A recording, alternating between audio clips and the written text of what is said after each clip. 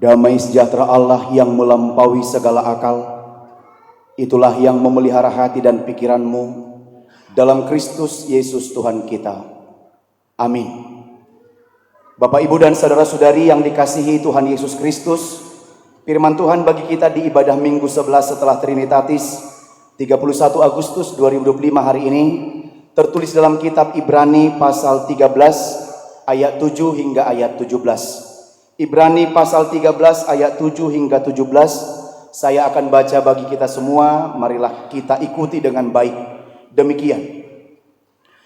Ingatlah akan pemimpin-pemimpin kamu yang telah menyampaikan firman Allah kepadamu. Perhatikanlah akhir hidup mereka dan contohlah iman mereka.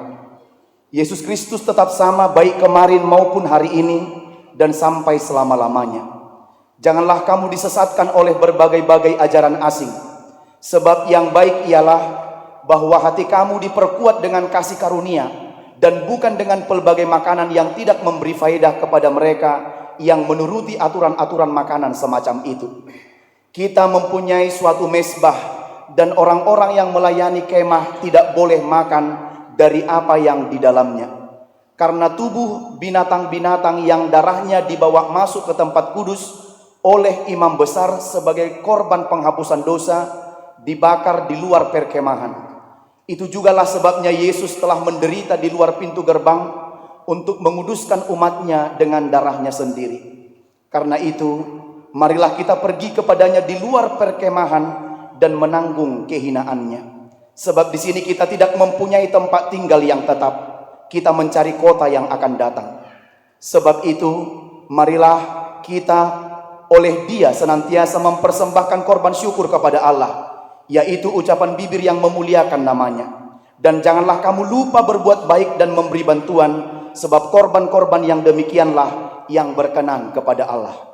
Taatilah pemimpin-pemimpinmu dan tunduklah kepada mereka, sebab mereka berjaga-jaga atas jiwamu sebagai orang-orang yang harus bertanggung jawab atasnya. Dengan jalan itu mereka akan melakukannya dengan gembira, bukan dengan keluh kesah, sebab hal itu tidak akan membawa keuntungan bagimu. Demikian firman Tuhan. Shalom. Bapak, Ibu, dan saudara-saudari yang dikasihi oleh Tuhan Yesus Kristus, kalau boleh saya bertanya, apakah saudara-saudari punya role model dalam hidupmu? Ada enggak sosok panutan dalam kehidupan Bapak, Ibu, dan saudara-saudari? Ada? Boleh saya tahu siapa? Siapakah dia? Siapakah role model atau sosok panutan dalam kehidupan Bapak, Ibu, dan saudara-saudari semua? Di dunia ini siapa? Gak ada? Bapak, mama, tetangga, ayang, atau yang di televisi itu, atau para aktor-aktor dan sebagainya? Saudara yang dikasihi oleh Tuhan Yesus Kristus, saya mau katakan siapapun yang menjadi role model Anda, siapapun yang Anda jadikan menjadi sosok panutan dalam kehidupan Anda, bahkan kalau itu pun orang tua kita sendiri, kalau itu pun bapak atau mama kita sendiri, saya mau katakan semua yang namanya sosok panutan di tengah-tengah dunia ini sifatnya memiliki keterbatasan. Dan kadang-kadang hal itu bisa mengecewakan kita. Ibaratkan Anda mengidolakan fans dengan seseorang begitu. Tapi setelah kita tahu ternyata karakternya begitu, kita undur. Karena apa? Sepertinya tidak sesuai dengan apa yang kita pikirkan. Dan saya katakan bahkan orang tua kita sendiri, itu pun punya keterbatasan, itu pun punya kelemahan, dan itu pun punya kekurangan.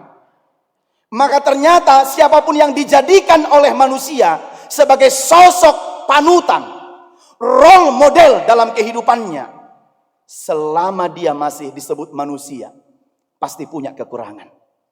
Lalu pertanyaannya, siapakah sosok atau role model yang sempurna dalam kehidupan beriman kita? Yaitu Yesus Kristus. Sekali lagi, yaitu Yesus Kristus. Lihat kondisi kita, saudara-saudara. Hari ini kita sedang gelisah, kita sedang prihatin melihat kondisi bangsa kita yang sedang menangis. Ya. Jadi bermula dari para pemimpin-pemimpin dunia yang secara khusus bangsa kita Indonesia yang harus terus kita doakan. Kejadian hari akhir-akhir ini 29 Agustus yang lalu berawal dari sikap protes rakyat atas kenaikan gaji dan tunjangan DPR. Kemarahan itu ditambah dengan sikap yang dianggap tidak pantas dari para pemimpin, sehingga banyak kritik dari masyarakat. Akhirnya seperti sekarang yang terjadi. Itu makanya kalau kita mengingat ada orang yang sedang menaruh hati kepada perempuan lain, biasanya ini mohon maaf sekali Bapak Ibu dan Saudara, kalau sedikit agak saya ini kan begitu. Iyalah, waktu belum jadi janji dia kepadaku seperti janji apa? Janji caleg. Setelah duduk sudah tidak ingat. Gitu. Kalau awal-awal kan komandan gitu. Setelah itu, setelah duduk di dudukannya, tulang. Hera sodong do berek kusongoko. Ya kan? Kita nih yang datang, waktu masih proses, dia yang gitu, pinjam 100. Itu sebelum duduk. Setelah duduk, kita yang mau merapat minta foto pun tidak diengkos. Foto dulu ketua. Magigi Magigi marpoto doto kan. Tidak mau dia karena apa? Lihatlah. Saya mau katakan, pemimpin-pemimpin di tengah dunia ini boleh mengecewakan kita. Leaders di tengah-tengah dunia ini bisa mengecewakan kita. Tapi ada pemimpin kekal yang dari waktu ke waktu, yang dari zaman ke zaman tidak pernah berubah, dan dia tetap dalam kepemimpinannya, kemurahannya, dan dalam kebaikannya. Itu sebabnya Bapak Ibu dan Saudara, ditambah lagi karena itu semua, Jumat malam kemarin terjadi aksi kemarahan rakyat di berbagai provinsi dengan merusak berbagai fasilitas umum. Beberapa gedung DPRD di beberapa kota, kabupaten, dan sebagainya. Kita semua sudah lihat itu. Sebenarnya miris hati kita melihat itu. Memberikan aspirasi memang silahkan Bapak Ibu dan Saudara. Tapi saya pikir bukan harus dengan tindak anarkis ya. Ini suara kenabian ya, suara dari gereja. Nggak mungkin juga, bolehlah diapain pun nggak mungkin juga saya bilang begitu kan. Nah oleh karena itu Bapak Ibu dan Saudara, kita harus berhati-hati melihat. Semoga kenapa itu terjadi setelah baru saja seminggu lalu kita merayakan 80 tahun kemerdekaan bangsa kita. Lalu tiba-tiba kita hari ini 1 minggu setelahnya kita disuguhi dengan peristiwa yang sangat mencekam ini. Kekhawatiran kita nanti kembali ke peristiwa 98. Terjadi penjarahan di mana-mana saudara. Ambil di sini begitu. Dan ketakutan kita ada oknum yang memanfaatkan kondisi ini. Itu yang paling kita takutkan sebenarnya. Membuat bangsa kita menjadi tidak aman. Lihatlah. Seberapa sering kita kecewa pada pemimpin-pemimpin dunia ini. Bahkan kita katakan mama kita sendiri, bapak kita sendiri, dan orang-orang terdekat kita pun sebagai seorang pemimpin bisa mengecewakan kita. Ma, kuliah di sana lah aku ya, di luar di sana. Datanglah mama kita bilang, tahu diri kau sikit, tahu diri. Gak DPR aku. Memang kemarin DPR-nya aku dongan pangurupi katanya. Tapi aku bukan seperti orang sana. Jangan kau paksa aku seperti. Jadi mereka, tapi lihat. Mereka berjuang dalam keterbatasan ekonomi mereka, dalam keterbatasan daya mereka. Mereka tetap buat begini. Bagaimana supaya anak-anakku bisa sejajar dengan anak-anak orang lain. Itu tentang daya juang saudara-saudara. Hari ini kita diingatkan bahwa Yesuslah pemimpin yang kekal. Berbicara tentang kepemimpinan itu bukan tentang otoriter yang pertama. Ada yang menuliskan begini, leadership is not a position or a title, it's action and example. Kepemimpinan bukanlah tentang posisi atau gelar, tapi itu adalah tindakan dan teladan. Jadi kalau aku kira-kira menjadi seorang pemimpin, apa tindakan dan keteladanan yang boleh dicontoh orang dariku? Apakah kata-kataku sesuai dengan perbuatanku? Apakah aksiku, apa yang kuomongkan itu juga yang menjadi aksiku? Kadang-kadang kan kita miris melihat, kayak gitu rupanya ya. Masa janji kemarin sudah beda dengan janji hari ini, beda dengan janji besok. Kecewa saudara. Kita sering sekali kecewa kalau kita terlalu menaruh harap kepada yang dinamakan yang di tengah-tengah dunia ini dan kepada manusia. Dan seperti itulah yang dialami oleh jemaat mula-mula orang Ibrani yang berlatar belakang Yahudi tadinya, yang sudah percaya kepada Kristus, yang berada di perantauan atau di diaspora. Mereka mengalami tekanan besar Bapak Ibu dan Saudara. Tekanan karena kehidupan beriman mereka.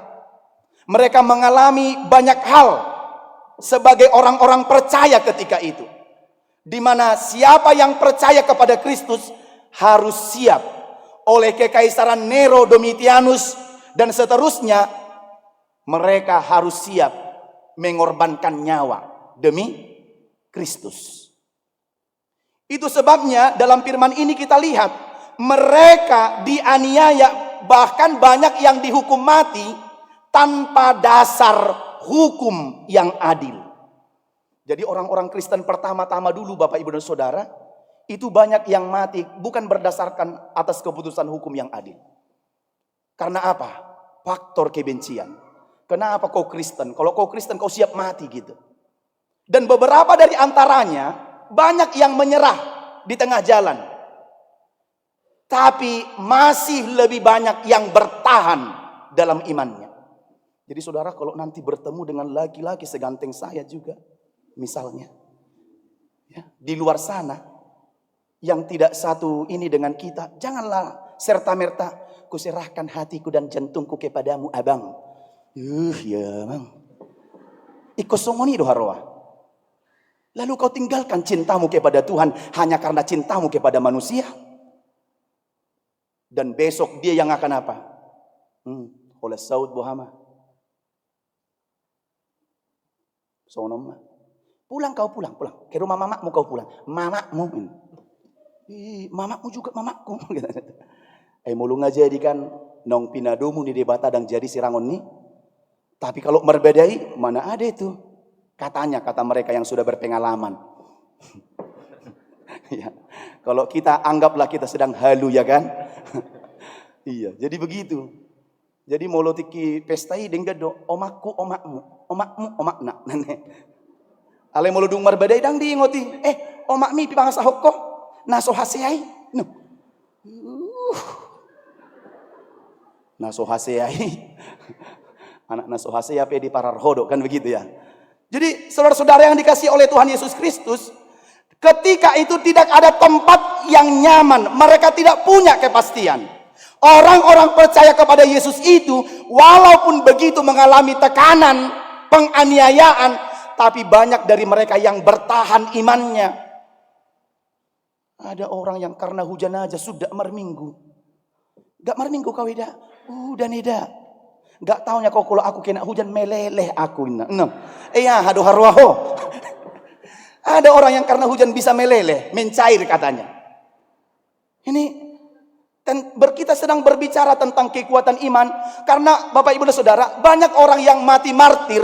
Martir artinya mati demi Injil Kristus. Sekarang ada orang, mati suatu gereja pitaho, kata begitu. Beda kan? Lihat. Kehidupan beriman jemaat mula-mula bilang begini. Mereka rela mengorbankan nyawanya demi Kristus. Sementara kecengengan zaman sekarang bilang begini, ngapain ya ke gereja juga nggak apa-apa, kok nggak jadi mati kan begitu. Jadi beda lihat. Tentang orang yang martir dengan orang yang tidak memperdulikan tentang keteguhan imannya. Jadi saudara yang dikasihi Tuhan, itu makanya walaupun banyak yang menyerah hands up di tengah jalan, tapi banyak juga yang bertahan dalam imannya kepada Kristus. Itu makanya terbitlah sebuah buku yang berjudul Semakin Dibabat, Semakin Merambat. Semakin dibabat, semakin banyak, berkembang begitu. Jadi apa yang terjadi di balik semua itu? Kenapa bisa begitu Bapak Ibu dan Saudara? Ternyata pekerjaan Injil itu sekali lagi bukan karena kekuatan tangan manusia, tapi di dalamnya ada Roh Tuhan yang bekerja. Dan darah martir itu adalah cikal bakal dari pertumbuhan gereja di tengah-tengah dunia ini. Jadi ketika martir itu mengorbankan darah mereka demi Injil, ternyata disitulah bertumbuh gereja semakin banyak. Bertumbuh di sana, bertumbuh di Sipiongot, bertumbuh di Medan, bertumbuh di Samosir dan seterusnya. Pertumbuhannya. Karena apa? Karena darah martir. Orang bertanya, kenapa ada orang yang mati demi Injil? Lalu Injil ini apa? Semakin dipelajari, oh ternyata Injil ini adalah berita kesukaan tentang Kristus. Dan dia adalah satu-satunya, the one and only. Jalan akulah ke jalan dan kebenaran dan hidup. Tidak ada seorang pun yang datang kepada Bapa kalau tidak melalui aku. Jadi Bapak Ibu dan Saudara, ternyata dikatakan di situ mereka bertekun dalam imannya. Sehingga mereka menerima Yesus. Setelah mereka menerima Yesus, bertambahlah pengajar-pengajar Injil. Bertambahlah guru-guru, bertambahlah pemberita-pemberita Injil. Mereka memberitakan Injil bahkan melampaui batas teritorial sendiri pun, melampaui batas yang ditentukan sendiri pun, asal Injil terkabarkan, mereka rela mengorbankan nyawanya. Maka pesan firman Tuhan, ada orang yang mati demi Injil itu supaya kita duduk tenang hari ini di sini dan memperoleh keselamatan. Amin. Kalau tidak mungkin kita masih bersembah di Bonani Hariara. Opung. Leor roka opung. Ngama tua au. Dak tua tahun. Tuhamudon.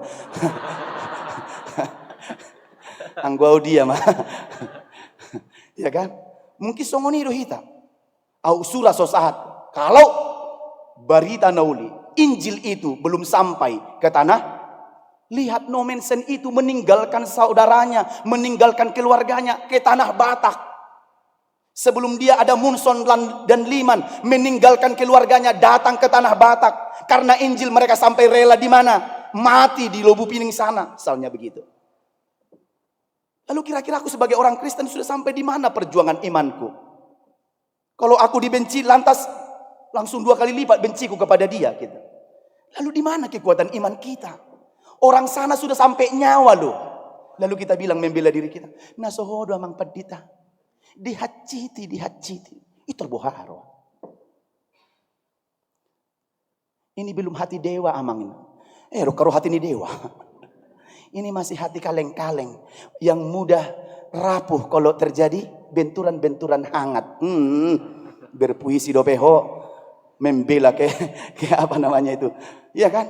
Ada orang yang begitu. Tapi dalam firman ini dikatakan, maka setelah banyak pemberita-pemberita Injil mengabarkan berita Injil itu, ternyata mereka banyak yang berguguran, mati ketika pemberitaan Injil itu. Ada yang sampai dilempari batu, contohnya siapa? Stefanus. Amuluhite yang guri batu alamar berita nauli, dilempari begitu. Kawan-kawan kita melempari pakai botol aqua, ini pakai batu. Lalu mati dia karena Injil itu, kawan-kawan, saudara-saudara. Itu demi Injil. Kalau mungkin gak karena Injil, dilempar aku dengan batu, ku lempar dengan apa? Kalau kau dilempar dengan pisang, lemparlah dengan kalau kau dilempar dengan batu, salah muse. Ku sengajanya itu, mana tahu saudara-saudara sedang melamun, kan begitu ya? Cari pembelaan lagi.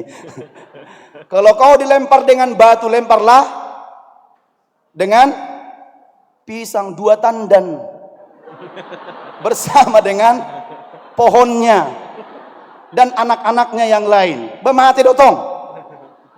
Ya kan? Mau kali kita dilempar dengan pisang, lemparlah. Mau kali kita dilempar dengan batu, lempar baliklah. Emang kita sebodoh itu apa, nenek? Belempar balik dengan pisang. Kalau apa, tanamkan nenek. Ya, jadi saudara-saudara, di manakah letaknya? Jadi kalau banyak orang mati, itu makanya ayat 7 disebut. Yuk baca sama-sama. 2, 3 ya. Ingatlah akan pemimpin-pemimpin kamu yang telah menyampaikan firman Allah kepadamu. Perhatikanlah air hidup mereka dan contohlah. Ingatlah akan pemimpin-pemimpin kamu. Pernah nggak terbayang ke pemimpin-pemimpin iman kita, saudara-saudara? Heado taringo tu rohamuna. Manang isi do na taringo saya tu rohatta do tu pikiratta. Mantad do. Hascit. Molohingo buru tupangi. Asal hida buru tupang nasing naik kujabak ini mana. Buru tupang yang satu menyakitimu. Kenapa semua buru tupang menjadikan agetahnya? Dan buru manalu misalnya. Atau buru-buru yang lain. Apa yang kita ingat? Heado diingat tamu dengan teman-teman sekalian. Pernah nggak ikat pemimpin-pemimpin rohani kita? Ya kalau nggak karena pemimpin rohani kita, nggak mungkin juga kita beribadah dengan tenang di sini. Nggak mungkin juga kita sudah percaya kepada Kristus. Nggak mungkin juga kita sudah ikut tadi Markor. I sign, ada tenakin? Hah? I sign? Ya hadir kok kamu. Oh lo. Hira-hira sono mak. Babay mau torang saboy man orangnya halak. Hira soni nakin. Tahu dah he? Dam? Dia dong berarti salah mengatur sih dam. Sok paham habis dam. Dan nak kita he ado. Herai may unang pula tabagajang. Unang patadahuna salah. Jadi saudara, kalau enggak seperti itu, tang dohoti tamarkor belga tutu nenek. Lang dong. Dari mana kita bilang besar Tuhan kalau kita tidak memercaya Dia sebagai Tuhan yang besar? Enggak mungkin. Enggak mungkin ada para hari Kamis, para hari Jumat dan para hari-hari yang lainnya. Enggak mungkin. Justru karena Injil itulah. Jadi ingatlah akan pemimpin-pemimpin kamu. Alena diingat unang naruaruan itu. Pedita nami, bursik. Ayah, aduh songoni, ya kan? Ingatlah, dikatakan begini, ingatlah akan pemimpin-pemimpin kamu yang telah menyampaikan firman Allah kepadamu. Seandainya firman itu tidak diberitakan kepadaku, sehampa apakah kemudian hidupku? Begitu. Di manakah seorang udah nakin? Mungkin kita sudah ada yang di dolok pusuk buhit, membuat tolor dan deban opung patudu si rokak ni todi namo rape tahu asal dokter namo rape tahu asal dokter Roma opung nai di sini tibung main ngai to rupai mau koin ya kan. Jadi saudara, ingatlah akan pemimpin-pemimpin kamu. Kalau bukan karena mereka, kita tidak akan dapat menerima Injil. Bahkan dikatakan, perhatikan akhir hidup mereka. Kenapa akhir hidup mereka? Karena perjalanan kehidupan baru dinilai setelah sampai di ending. Benar? Perjalanan kehidupan belum dinilai sekarang. Yang baik kan amang limbong ini dang dope. Nanti setelah di ending. Jadi kalau di awal belum, itu masih pendaftaran. Menilai kehidupan adalah sampai garis. Jadi kita sedang berproses. Moladong burju, badiha burju homma torusatong. Unang gabi tokin nai gabi, jukat. Baiklah.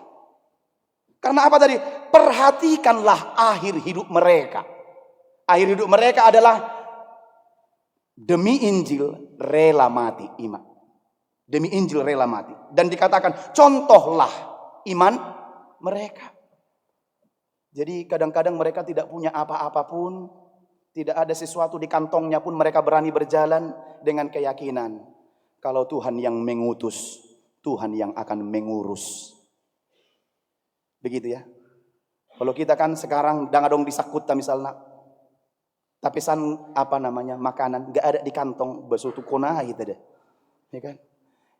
Abang, kata firman Tuhan, kalau Tuhan yang mengutus, Tuhan yang mengurus. Itu Roma nama naruho si panganoni ahamay dokon. Nungguin ya. Jadi saudara yang dikasihi Tuhan, sekali lagi kita lihat bagaimana kehidupan orang-orang beriman, orang-orang percaya. Bagaimana mereka mampu menahan semua hal negatif.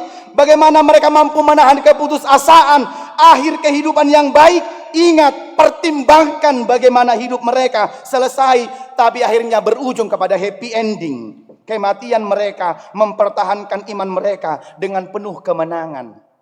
Lalu kita akan mencontoh hal-hal yang seperti itu. Dan pernah saya baca begini, membaca penjelasan. Ada seorang yang bernama Akas Basir di Pakistan, dia adalah tercatat sebagai orang pertama martir di Pakistan, saudara-saudara. Si Akas Basir. Jadi umur 20, ketika beribadah seperti ini, dia sedang di luar. Mungkin ada hal penting.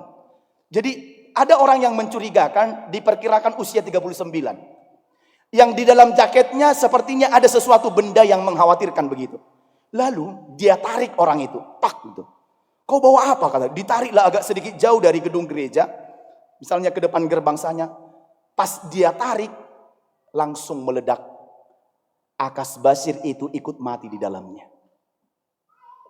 Lalu dia bilang begini, saya akan mati, tetapi engkau tidak akan masuk ke dalam gereja. Aku akan mati, tapi kau tidak kubiarkan masuk ke dalam. Tahu nggak Bapak Ibu dan Saudara? Pada hari itu terselamatkan 1000 jiwa yang sedang mengikuti ibadah di dalam gereja. Dia rela martir di luar sana demi menyelamatkan yang 1000 itu. Saudara yang terkasih dalam Tuhan Yesus Kristus, lihatlah, panggilan mengikut Yesus Kristus adalah panggilan yang totalitas. All out. Tidak setengah-tengah, setengah-setengah. Tidak gantung-gantung. Kayak cintaku ke dia, enggak. Panggilan untuk percaya kepada Tuhan adalah panggilan yang penuh. Jadi kehidupan orang percaya itu, kemartiran mereka menjadi kesaksian. Dikatakan seperti tebing yang dihantam ombak terus-menerus, namun tetap teguh. Begitulah orang percaya. Jadi kalau tebing dihantam ombak terus-menerus, tebing itu akan tetap teguh, kokoh. Gimana dengan kita? Kalau dihantam dari berbagai pergumulan, jangan nanti dihantam dengan wajah ganteng dan cantik aja sudah luluh. Gak apa-apa lah, gadi pun imanku, yang penting samamu, ayang. Jadi saudara, banyak orang-orang yang martir juga demi Injil. Jadi sekarang lihatlah Yesus yang adalah pemimpin sejati itu. Yang kedua ayat 8, 2-3 ya. Yesus Kristus tetap sama, baik kemarin maupun hari ini dan sampai. Iya, jadi saudara-saudara, pemimpin kita yang kekal itu tidak pernah berubah. Jadi tidak pernah berubah yang dimaksud adalah bukan dalam konotasi yang negatif. Misalnya ada kawan kita dari kecil. Dari kecil ku ingat ini si guru baulu sampai mama pun si guru baulu. Itu konotasi yang negatif. Jadi ketidakberubahan Yesus Kristus adalah ketidakberubahan dalam arti yang positif, Bapak Ibu dan Saudara. Itu makanya lagu itu bilang begini, Tuhan Yesus tidak berubah, tidak berubah, tidak berubah.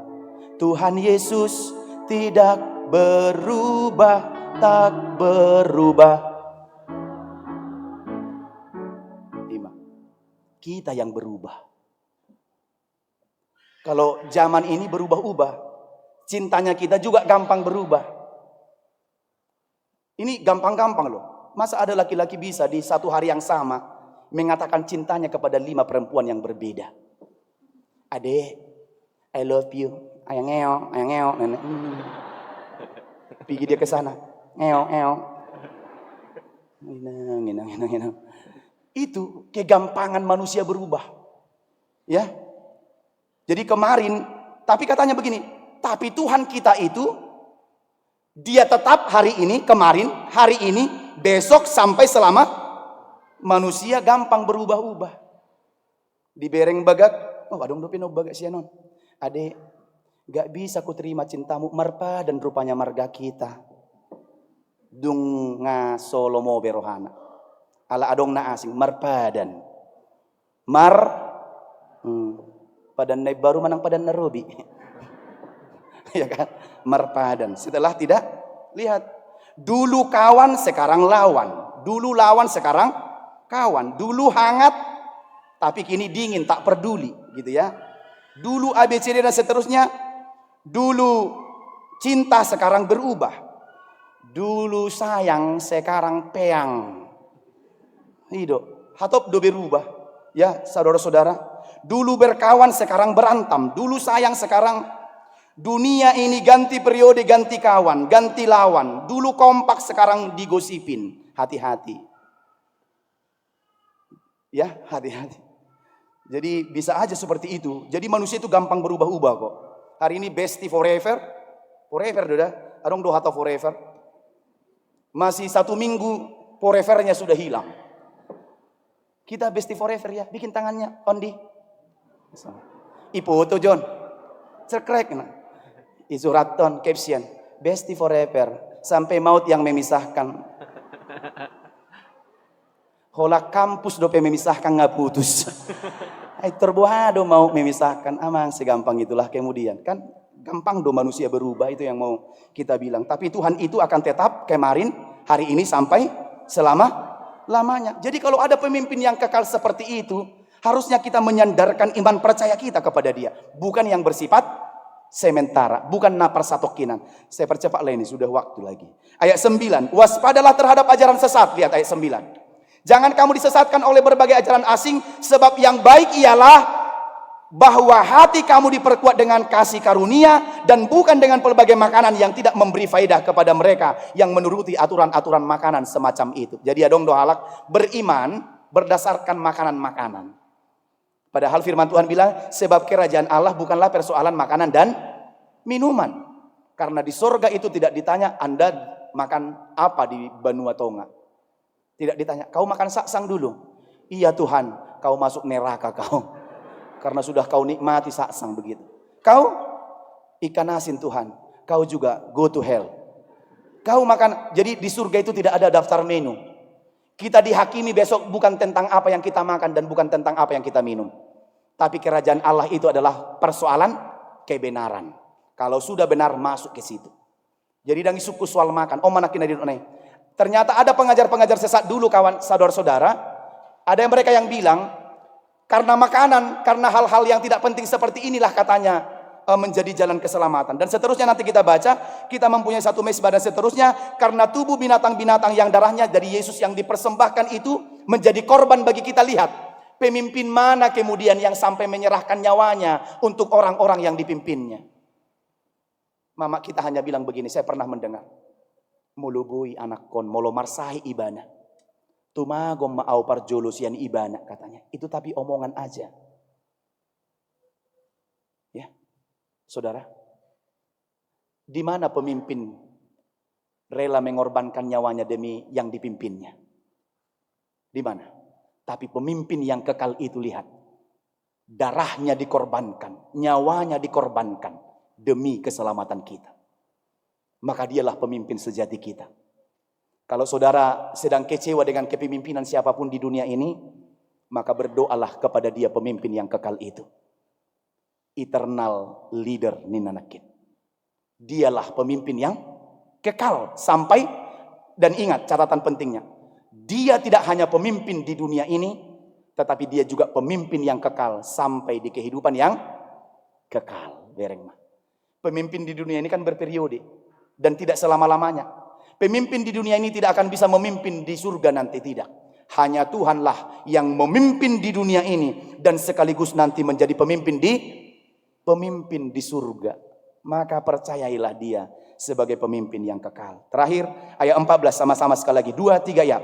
Sebab di sini kita tidak mempunyai tempat tinggal yang tetap, kita mencari kota yang jadi Medan ini hanya tempat tinggal sementara.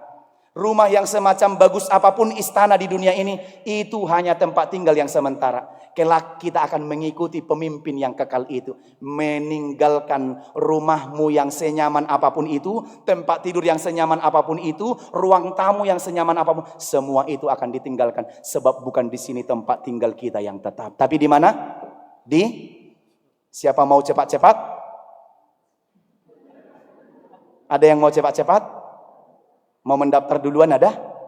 Enggak ada. Biarlah menurut waktu Tuhan ya. Nah, terakhir saudara ayat 17. Jadi dia dibuka dengan hormatilah pemimpinmu dan ditutup dengan hormatilah pemimpinmu. Ayat 17. Taatilah pemimpinmu dan tunduklah kepada mereka sebab mereka berjaga-jaga atas jiwamu. Terakhir. Sekali lagi. Gini, kita yang sebagai pemimpin Pangulani Huria ini, Parhalado, ada jiwa-jiwa yang harus kita pertanggungjawabkan kepada Tuhan. Karena kita memiliki panggilan khusus. Berbeda dengan saudara, jemaat, kepada saudara tidak dipercayakan domba-domba untuk digembalakan, kepada kita dipercayakan. Saudara, para domba-domba Allah ini dipercayakan ke kita. Itu makanya dikatakan begini, tunduklah kepada mereka yang berjaga-jaga atas jiwamu. Dan firman ini ternyata juga mengoreksi banyak hal kepada diri saya. Bagaimanakah saya selama ini menggembalakan domba-domba itu dengan baik? Karena besok Tuhan meminta pertanggungjawaban kepada saya. Apakah dituntun dengan baik, diarahkan kepada termasuk para amang inang sintua di sini. Termasuk itu. Maka domba-domba itu kelak akan diberikan tanggung jawab. Dengan jalan itu mereka melakukannya dengan gembira, bukan dengan keluh kesah, sebab hal itu tidak akan membawa keuntungan kepadamu. Jadi saudara, terakhir sekali firman ini mengajak paling tidak 3 hal. Yang pertama, ingatlah kepada pemimpin-pemimpinmu, contohlah iman mereka yang baik itu. Lihat kesetiaan mereka sampai happy ending, sampai pada akhirnya. Contohlah, jangan gampang-gampang emosian tak jelas. Jangan gampang-gampang berpindah tak jelas. Soal beriman tidak boleh tawar-tawar. Mungkin soal jodoh kita masih pilih-pilih, tapi soal kepercayaan jangan kau tanya diriku nenek. Ya, jadilah teguh di situ. Yang kedua, percaya kepada Yesus yang tetap sampai selama-lamanya. Dan yang terakhir, percaya kepada Yesus pemimpin yang sejati. Kita tidak akan pernah dikecewakan dan kita akan terus dituntun oleh Dia. Dialah pemimpin kita yang sejati. Sembari kita berdoa untuk bangsa kita, saudara-saudara. Semoga bangsa Indonesia kita ini dengan segala keterbatasan pemimpin-pemimpin kita, mereka akan dianugerahi roh hikmat dari pemimpin yang kekal itu. Nyanyian ini sekaligus menjadi doa kita menutup khotbah ini. Sudah tampilkah di layar? Kita boleh nyanyikan bersama-sama sambil berdoa untuk bangsa kita Indonesia ini. Boleh ya? Boleh, yuk.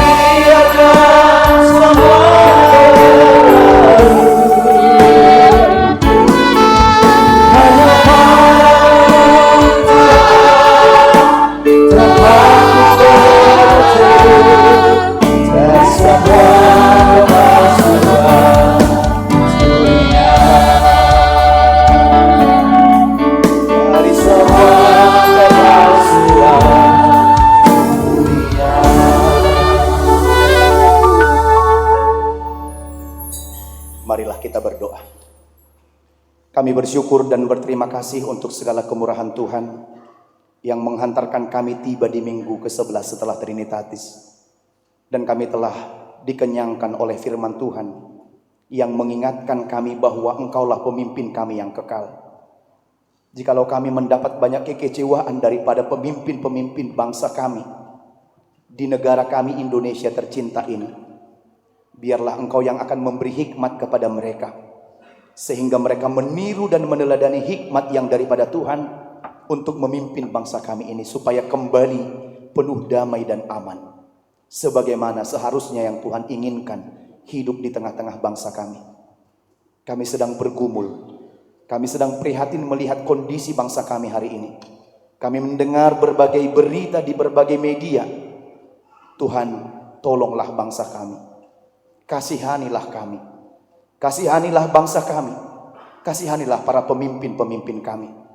Jikalau Tuhan memberikan amanah untuk mereka, biarlah mereka mengerjakannya penuh dengan tanggung jawab, melakukannya seperti untuk Tuhan, bukan untuk manusia, sehingga apapun yang mereka kerjakan, semuanya sebagai bakti, sebagai syukur, dan sebagai ungkapan terima kasih mereka kepada Tuhan.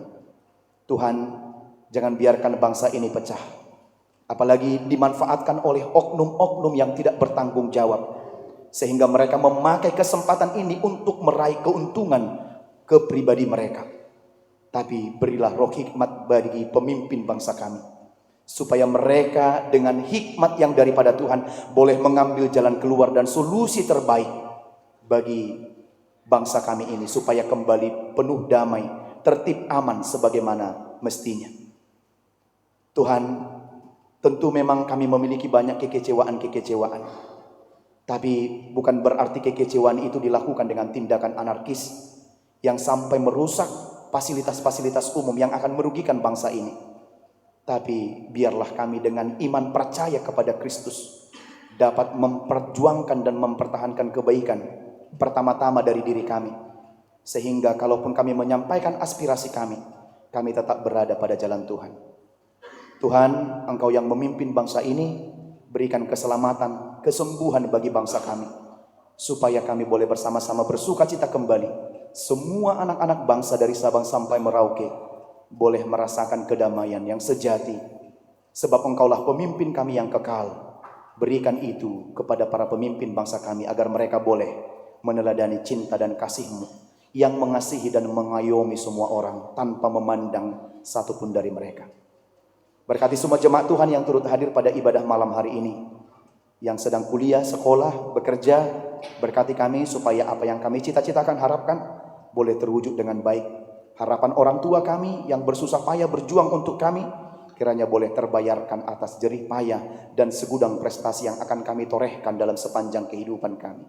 Bagi para orang tua yang hadir di sini, berkati tanggung jawab mereka terhadap anak-anak dan keluarga, sehingga Tuhan tetap menolong, dan kami bersandar kepada pemimpin kami yang kekal, yang tetap dari kemarin, hari ini, besok, sampai selama-lamanya. Sehingga kami yakin dan percaya menjalani hari-hari, bahwa kami senantiasa diberkati, disertai, dan selalu dibimbing oleh tangan kasih Tuhan. Terpuji nama-Mu, kami akan melanjutkan kehidupan dan aktivitas kami.